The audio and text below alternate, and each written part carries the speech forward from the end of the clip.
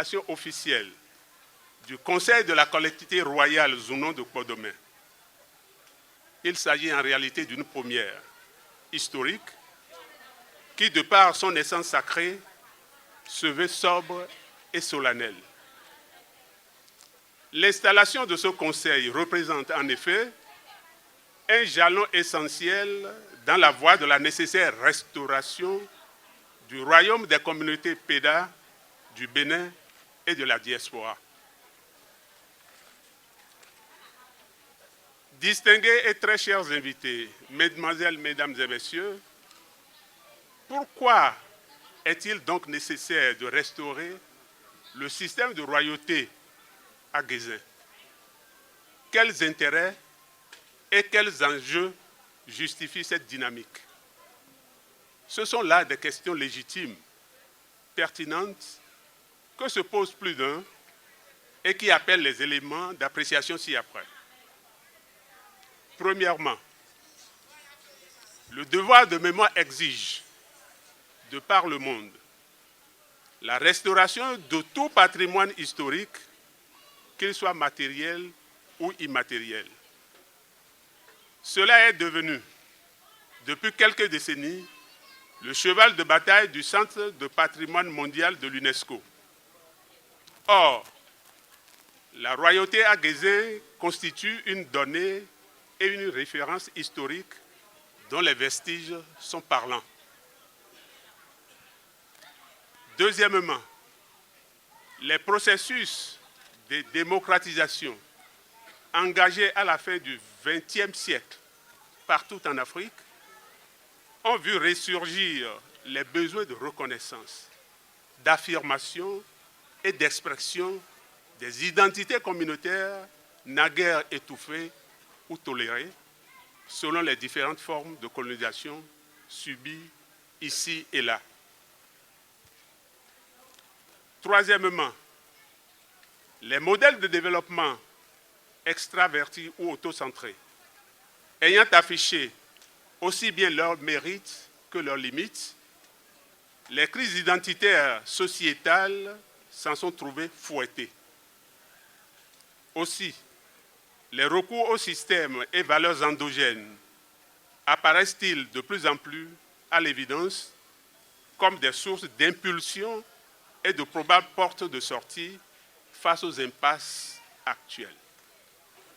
Distingués et très chers invités, mesdemoiselles, mesdames et messieurs, le royaume des communautés Péda a été fondé en 1544 solidairement par nos aïeux, les frères Oklou et Klousset, leur sœur Samouenon et leur fils Adjaka, à l'issue des dernières dispersions ethniques consécutives à la destruction du royaume Péda de Sarré en 1540. Ce royaume foisonne d'importants vestiges matériels et immatériels. Historiquement, notre royaume s'étend à toutes les communautés humaines à dominante Péda qui vivent autour du lac Aïmé, de ses chenaux et de leurs ressources. Ce royaume couvre les principales cités ci-après: Ouedro, Toonu, Pendi, Sehomi, Poyogbe Akodeha, Doyi, Bekwe Péda et Hunklou, lisière du royaume Khoula de Grand Popo. Il s'agit d'un royaume de type particulier. Le roi Zounon est à la tête d'un système complexe de familles patriarcales, de chefs traditionnels et de dignitaires de culte avérés. Ces patriarches, chefs et dignitaires, l'aident à organiser et à discipliner dans la paix, le dialogue et la convivialité, l'exploitation des ressources halieutiques en collaboration avec Sa Majesté Dagbo Hounon de Ouida et Sa Majesté Khoula Kholou de Grand Popo. L'autorité du roi Zounon est à la fois morale, spirituelle, sociétale et surtout fédérateur. Son pouvoir a été soumis à de rudes épreuves. D'abord, à l'avènement de la colonisation, ensuite, avec la mise en place de l'administration de la République, et enfin, du fait des 3 décennies de vide observées à la tête du royaume. Distingués invités, mesdemoiselles, mesdames, messieurs, de 1744 à 1980, 17 monarques se sont succédés sur le trône de Des-Clousset. Leur liste exhaustive figure à l'annexe de la lettre d'invitation que vous avez reçue. Le règne du dernier monarque, Sa Majesté Zunonwandi Akona II, a été un règne charnière entre la fin de la colonisation d'une part, la mise en place et la consolidation de l'administration républicaine d'autre part. Ce règne a duré de 1953 à 1980, soit 27 années. Le prince héritier Zounon Agboba II, désigné conformément aux usages établis pour succéder à Sa Majesté Zunonwandi Akona II, a été présenté aux populations à la place des grands événements, c'est-à-dire à Gbadouame, à Gézin, comme il se doit, le 26 décembre 1993. Depuis cette date, il y a donc plus de 18 ans, ce prince a été soumis aux épreuves de sevrage, d'hibernation et de préparation telles que prescrites par les mœurs et coutumes de la royauté. Ces épreuves, multiples, rudes, mais normées, sont à la hauteur des charges et responsabilités qui seront bientôt les siennes.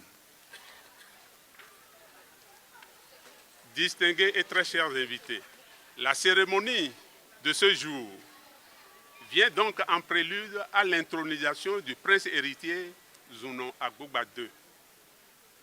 Pour en arriver à cette étape, la collectivité royale a dû observer strictement tous les rituels prescrits, puis se doter de ses propres statuts d'organisation avec le souci de sortir progressivement notre royauté de l'oralité, en intégrant aussi les dimensions de notre nouvel environnement institutionnel.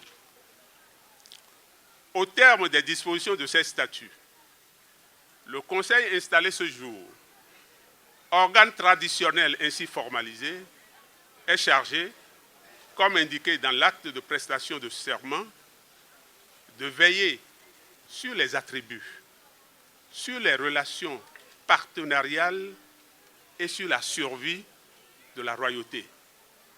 Il gère en particulier le processus de désignation et d'intronisation du futur Zounon. Avant d'être intronisé, le prince héritier, une fois les épreuves normées surmontées, doit parfaire son parcours et ses expériences en effectuant un pèlerinage d'initiation et d'incubation au sanctuaire des divinités protectrices, fécondatrices du lac Aïmé et de ses chenaux. Le souverain ainsi consacré est présenté aux populations en ses qualités de Zounon, de Kpodomé à Gézin et de roi des communautés Péda du Bénin et de la diaspora. Distingués et très chers invités, le contenu du bloc de serment tel que délivré vous permet de comprendre aisément que les attributs et prérogatives du Conseil de la collectivité royale font de cet organe statutaire un organe distinct de la cour et du gouvernement du roi Zounon de Kpodomé.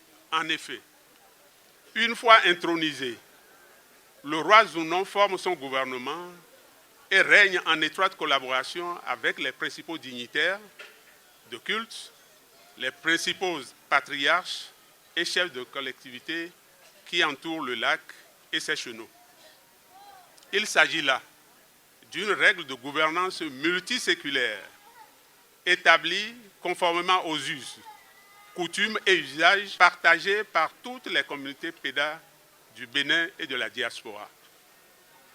Ce bref survol nous instruit et nous permet de comprendre pourquoi il m'est agréable de saluer avec déférence et respect la présence ce jour à Guézin, ici avec nous, en premier lieu de la première dame, elle n'est pas là, elle est représentée, petite fille de Sa Majesté Zounon, 12 ans, elle a toujours été présente à nos côtés.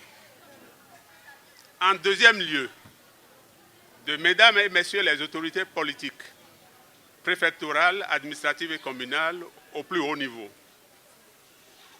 En troisième lieu, de messieurs les chefs des familles patriarcales, les chefs des collectivités, sœurs, parentes, alliés et amis partenaires. En quatrième lieu, des curés, révérends pères et membres des conseils, des comités paroissiaux de Guézin, d'Agbanto. Ils sont des partenaires historiques de la collectivité royale depuis la création de l'église Sainte-Anne de Guézin, grâce à l'entente cordiale établie entre le révérend père Monin et Sa Majesté Zounon, 12 ans, il y a plus de 80 ans. En cinquième lieu, et en particulier, des dignitaires de culte des principales divinités tutélaires rappelées ci-dessus, ainsi que de tous les dignitaires de culte des autres divinités associées. Distingués et très chers invités, Mesdemoiselles, Mesdames et Messieurs, enfin, comment ne pas mettre un accent déférent et respectueux sur la présence parmi nous de Sa Majesté Dagbo Hounon et de Sa Majesté Hulaholou, fidèles partenaires de toujours. Merci à chacune et à chacun de vous, princesses, princes, filles et fils du terroir, invités de marque, pour votre présence, pour votre fidélité et pour votre participation effective. Conviviale retrouvaille à nous tous, agréable découverte dans Guézin, la cité capitale. Vive le royaume des communautés PEDA du Bénin et de la diaspora.